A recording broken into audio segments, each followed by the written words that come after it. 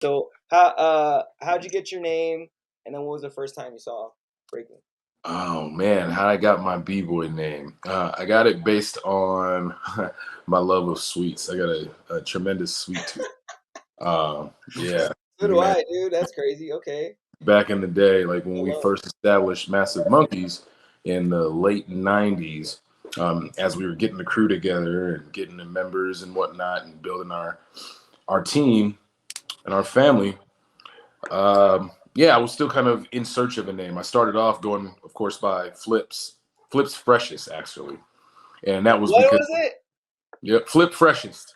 Flip Freshes. Yep. Okay. And that was because, of course, I was mad acrobatic, and I was a gymnast. Like that was one of the sports that I'd done for many years, and so that was, I guess, a strong suit in my breaking was the fact that I could tumble and I could flip. But of course, in the scene by that time in the late '90s, there were already like 3 or 4 guys with the name Flips, and Oh, right. the one being the most reputable was Flips from Skill Methods. So Mm. I thought, okay, well, they've been already rocking that for a few years, so I got to change my name, but I got to figure out something that, that Your is dope. your first name was Flips. Flips Freshes. Yeah, so it was like a first and last name. It was like Flip Freshest. So I was like, oh, I can go like, but like I said, everybody had a flip in it at that time. Like there was like at least 4 different flips. So I was like, all right, I'm not going down that path then if there's already that many guys that have been repping that name for a couple of years. It's just easier to change my name because we haven't built up that much of a buzz yet.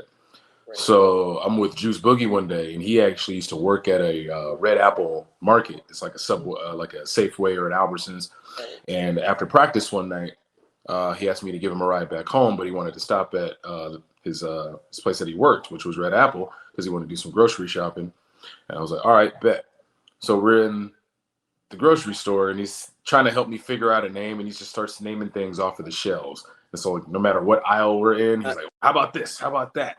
How about we're gonna call you Scooter? We're gonna." I'm like, "No, that sounds great. No, you're Yeah, not." name shopping. Name shopping, right? So we finally get up to the register, and this is back in the day when they used to sell like 3 candy bars for $1 when you would Right. leave the grocery store. So That's way back in the day, bro. I had grabbed 6 Twix candy bars because they were $3, $4. Yeah, I grabbed Twix. 6 of them. And Juice looks at me and he goes, "Man, I'm gonna just call you Twix, you sweet tooth ass motherfucker." And I went, "Oh, you know what? That's actually kind of fresh." And I was thinking to myself, I can spell it with 2 X's because there's 2 candy bars in the packet. Oh, right. So that's when I started. That's when I changed my name to. It was Tight Twix in the beginning, and then I just took off the tight and just left it as Twix. Damn, fresh is tight Twix to Twix. Yeah, Flips Fucking Freshest. awesome, I'm gonna call you that now. Flips Oh Fresh- shit! God, Flips Freshest is it's just cool to see that it came from there, because it makes sense. Like, dude, this was the flipper, I would have never thought it was from candy bars. I thought it was like, I don't know, like tricks or like, you know what I mean? No, it was just because I just like sugar. I like candy. Interesting story. I like. It's like the most obvious reason, but but obviously we Shout think out to Marcus. it can't be that. It's got to be something else, Right. It started off as like on some inside joke type stuff. He was actually roasting me. He was actually clowning, and I just, was like, oh, you know what? That's actually kind of fresh. So you became the dopest Twix ever. Bro.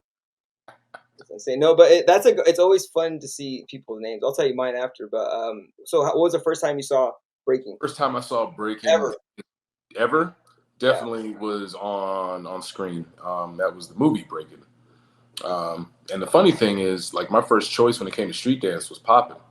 I wanted to be a popper. I wanted to be like Boogaloo Shrimp and Taco. The popping drew you in? Yeah, popping drew me in because around the time that I wanted to start dancing was around the time that I was interested in girls, and athletics wasn't getting the girl attention that I thought it would get. So once I found out that women like dudes that could dance, of course, I'm from the R&B era, Yeah. And, I was a big driver for a lot of us in junior high. Yeah, guys and singing and dancing, that was it. So when I discovered that, I started dancing secretly, and trying to perfect skill. But I used to think of what style was appropriate to like be able to like to dance like on the street, but then also if you was dancing with a girl, it wouldn't look crazy and awkward.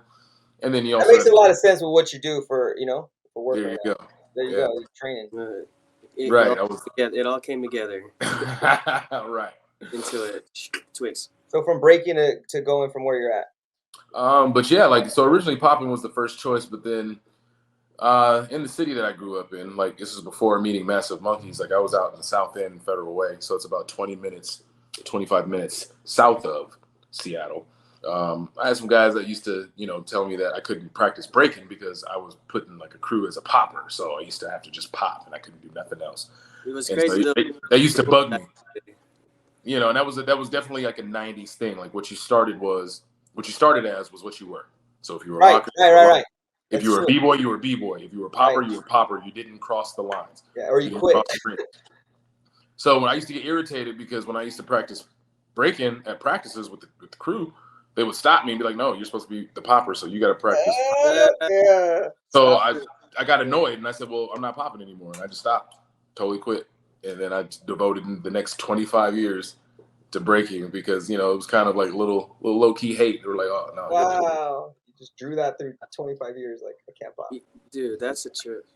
It's But funny then how after I got good at breaking, and then I proved all those guys wrong that thought I wasn't going to get good at breaking because of all the excuses in the world. You're too muscular. You're too tall. Oh my All God. of the things. But that's And then I went back to popping. So as of recently, like really just picked up the popping bug and really just went back in on training in it. So a lot of cats are surprised. They're like, "Yo, you can pop like for real." Like, yeah.